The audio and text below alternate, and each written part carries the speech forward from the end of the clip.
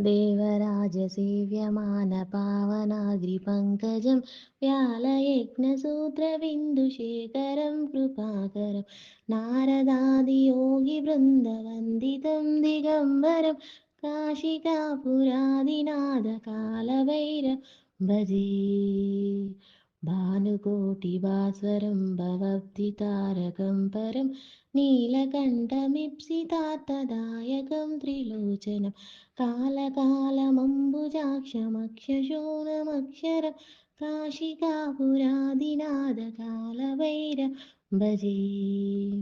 शूलटङ्कपाशदण्डपाणिमादिकारणं श्यामकायमादिदेवमक्षरं निरामयं भीमविक्रमं प्रभुं विचित्रताण्डवं प्रियं काशिकापुरादिनाथकालभैरवं भजे।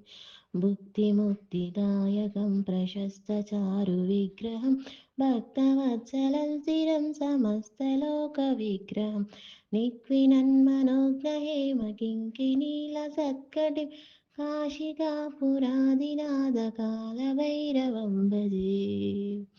काशिकापुरादिनाथकालभैरवं भजे।